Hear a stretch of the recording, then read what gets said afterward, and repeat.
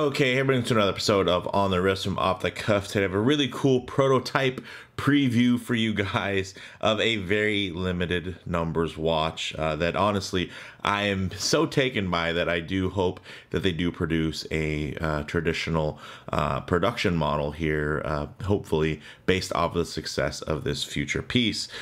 This is from D1 Milano. A little about them. They were founded back in 2013 out of Milan, Italy. And currently D1 Milano has offices in Dubai and Hong Kong and is actually distributed in 28 different countries in hundreds of stores. There's definitely clear Genta steel sports inspired design aesthetics being used without actually being a direct homage to any specific model reference. Think about just taking the most iconic kind of left and right and then putting them together, right? So you're going to see things that do feel a little bit reminiscent of, let's say, a Patek Nautilus, as well as an Audemars Piguet Royal Oak.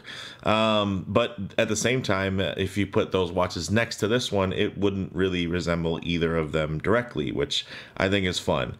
Now, in terms of the type of watch, this is a traveler's watch. Some key characteristics in design when you're looking for something that you can travel with. Of course, you're going to want that GMT or world time function, so you're able to track multiple time zones with relative ease. This is going to be a future limited edition Automatico GMT. This is the prototype, so this doesn't have the commemorative text that will come with the actual issue model. This is going to be a 300-piece limited edition in celebration of the brand's 10th anniversary, so founded in 2013, and then they're doing this in 2023. I think that's great. It's actually going to be an online exclusive for €500 for their VIP clients. Yes, €500.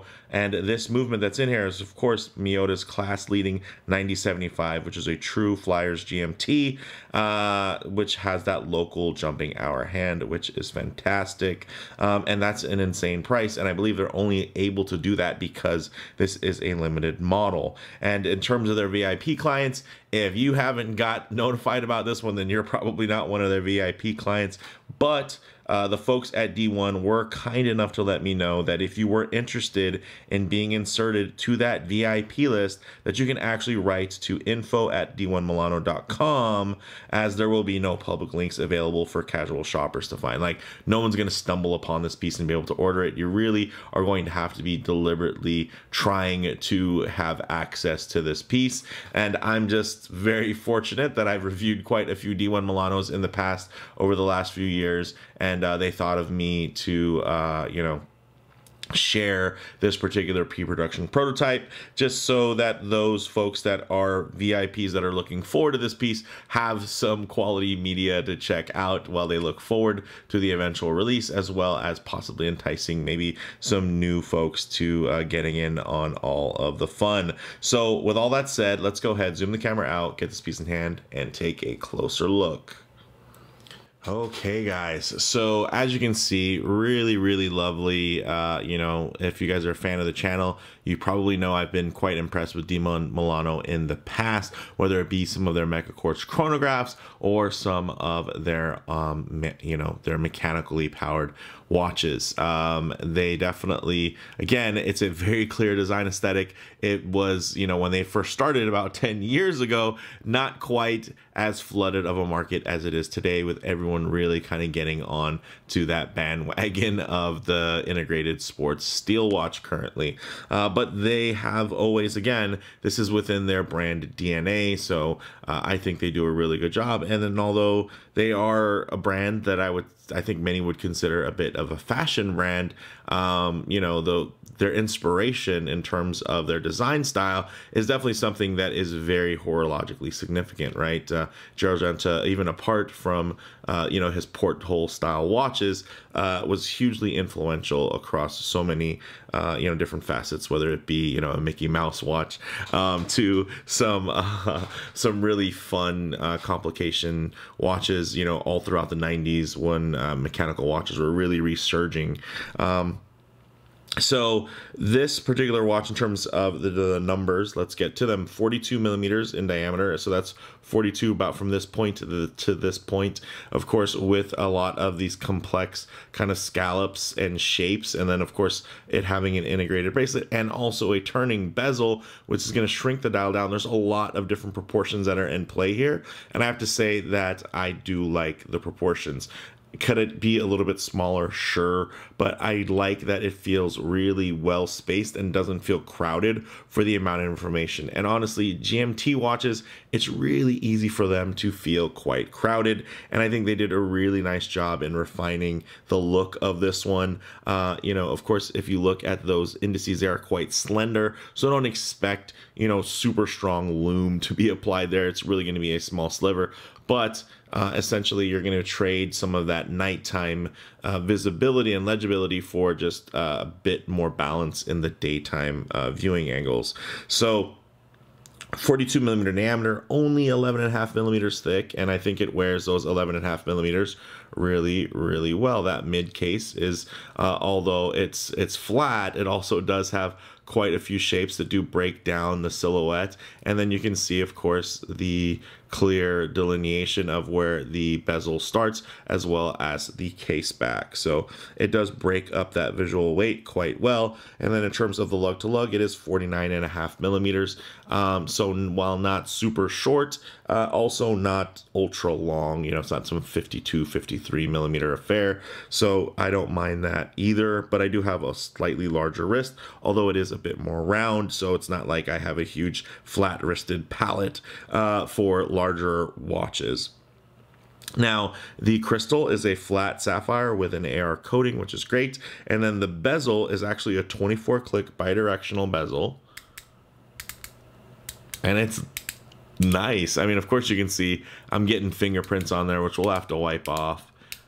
But man, that is the most responsive, like lowest click bezel I've ever used. So only 24 clicks. Of course, the more clicks you have, the more precise you can really dial that in. So the fact that they were able to dial in 24 clicks, it just shows that they are not just with design, right? Also functionality. So this feels great. I mean, this is a fidgeter's dream. You know, as much as I do love a good unidirectional rotating dive bezel, a bidirectional clicking bezel for a GMT really, really adds a lot of fun. Let me give it a quick wipe now. And also, you guys might have noticed a beautiful ceramic insert, which is quite glossy. And then it does have this really fun faded 24-hour scale, which goes between all of kind of the different color palettes. So I really do think that's cool. Of course, sometimes stuff like this can be a bit over the top. You know, if they were jewels and but like that is just too much. Here, you're getting that similar element, right? But it's just done with the shades and with the coloration. And I think it's really smartly executed. And I think it also looks really good.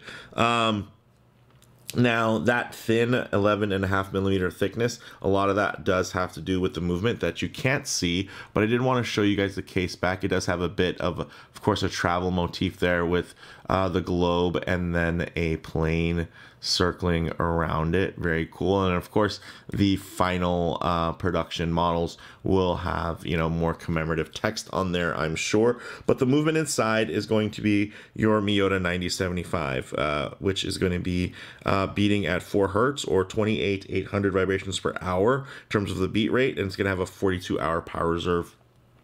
And what really makes it class leading is the fact that it has a local jumping hour hand. So similar to what I have in terms of my my Grand Seiko, I can just jump a couple hours ahead to fly over to Texas and then a couple hours back once I return. So that is a very, very nifty and very, very cool. Usually it would be the other way around, and it'd be better for kind of tracing calls. Here, I would always want to leave that 24-hour GMT hand at my local time, and then if I wanted to calculate a third or, you know, a tertiary time zone, then I could set up an offset here, whether I was flying to a certain area later or you know, maybe I'm making a phone call, or maybe I'm like, hey, when I publish a certain video, and it's a watch for Milan, right, an Italian brand, maybe I want their viewers to be able to get a prime viewing time. So it's pretty nice that you can have those options there. And as cluttered as GMT watches can feel, I just love the legibility and just the clear, kind of crisp design language here. Now, getting into the dial, you can see great applied indices there. They are quite slender though, so again, there's not going to be much lume, but it's cool that there is even lume there because they didn't have to do that. But I'm glad that they did. You're getting this great satin black dial, the date at the 6 o'clock position there, and you're going to get that nice white font over a black disc, so it is going to match the rest of the dial. Also, you're going to notice the satinization of the dial. You're going to get that sun ray in that inner circle, and then the outer track that actually aligns with all of the hour markers is actually going to be more of a radial brush. So it's just adding, again, more visual play, more visual interest, similar, right? So it's not just a black dial, it's not just flat black, similar and echoed by this design, right? You're still getting great brushing, still getting great chamfers there, a lot of great details that are going to be playing off of the light still quite nicely, even in a blacked out silhouette. So very, very nice, and something that I really enjoy. In terms of the lume, it does glow green, but it was unspecified. I couldn't find the particular, you know, formula that they are using, but this one thing also to mention, this does have 5 atmospheres or 50 meters of water resistance, but as you guys saw earlier when I was articulating the crown, it is a screw down crown, and it is slightly decorated, although unsigned.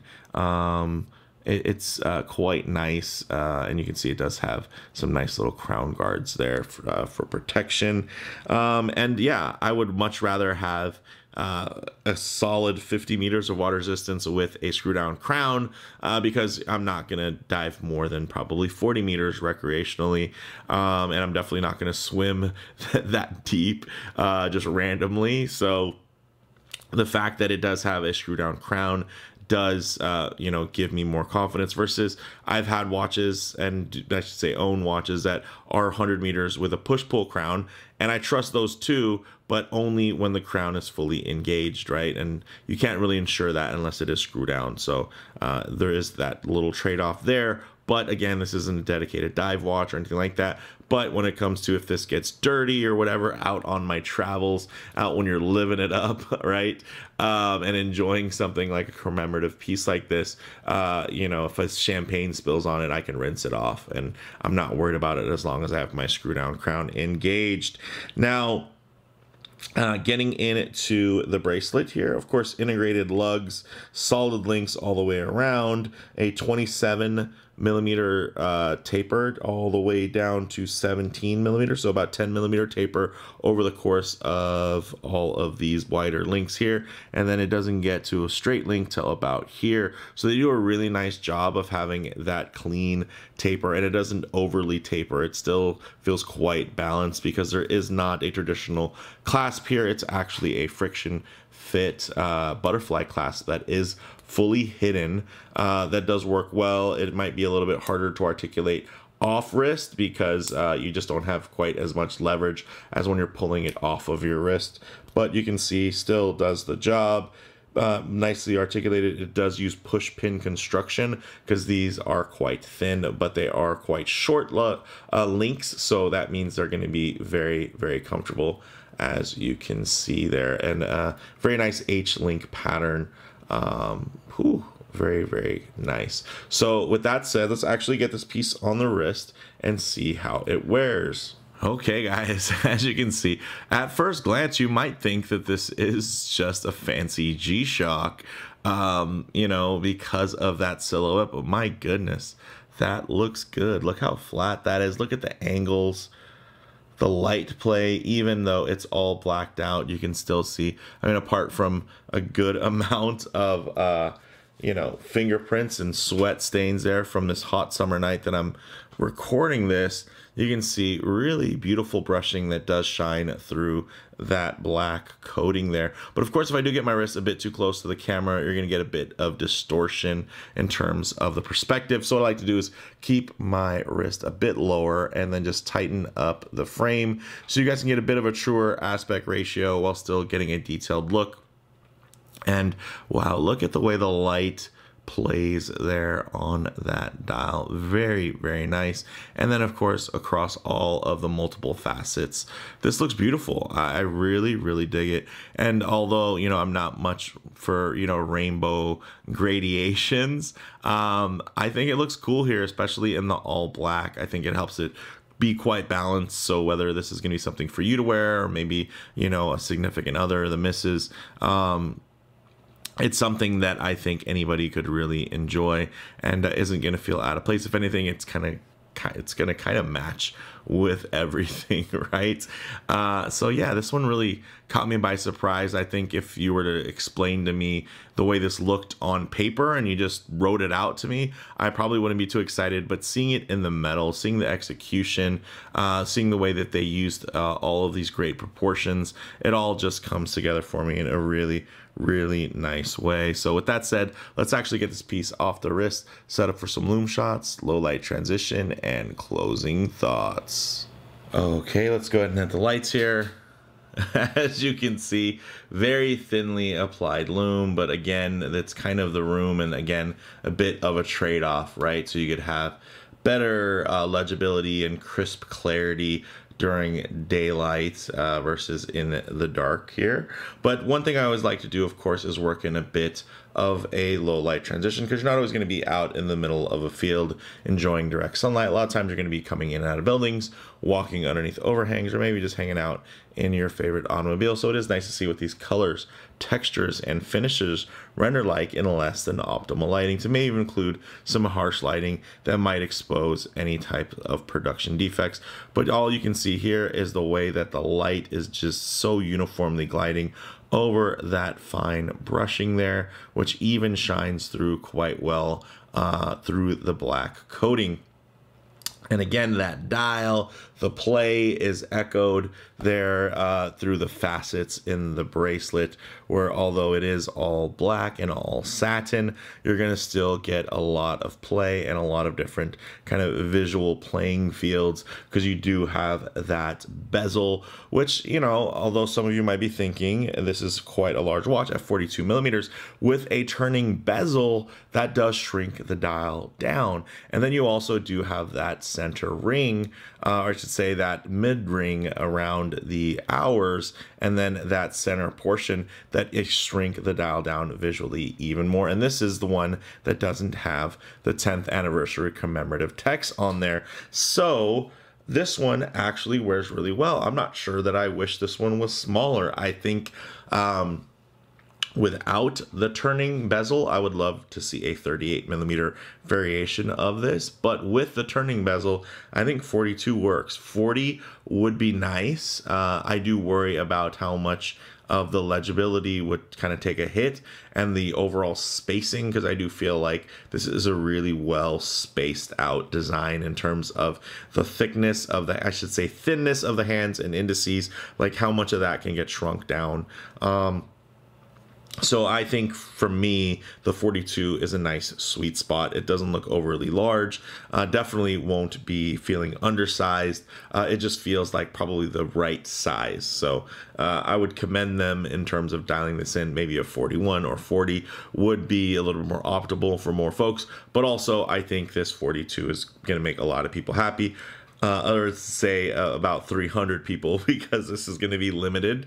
Again, though, if you are interested, you can just hit that email. I'll leave it in the description. But just to let you guys know, I guess if I wrap everything up, closing thoughts on the wrist, very bold with a clean, refined use of shapes and facets.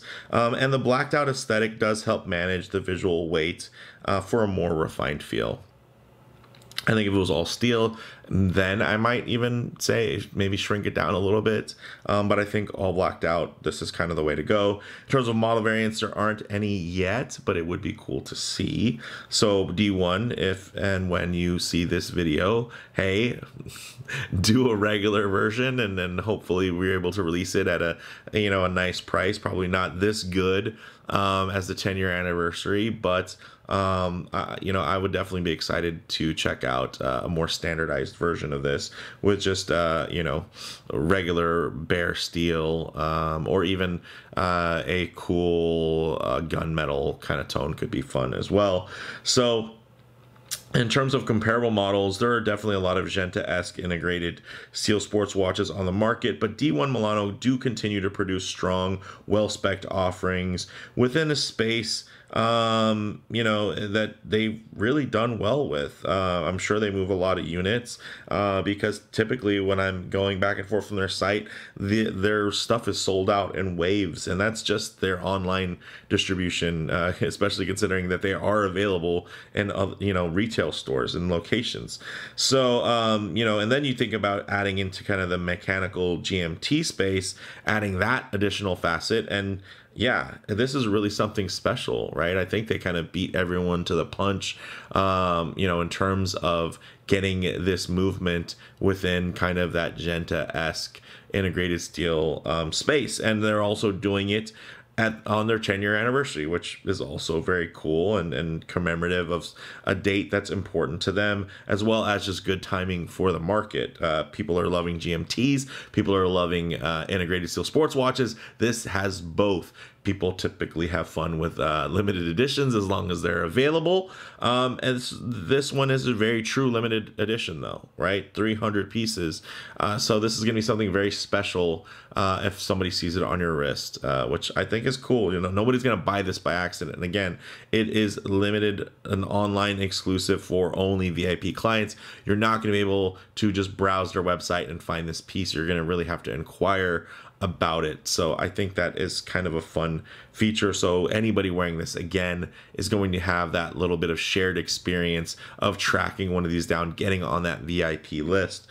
So for me, guys, bottom line, well, I do hope that a regular, more toned down production version eventually becomes available. I do have to admit, as is, this is still a real head turner and an outstanding value proposition at just €500. That's pretty outstanding. So with all that said, let me know what you guys think in the comments below. If you like the video, please do hit like, and if you haven't already, please subscribe for more content just like this.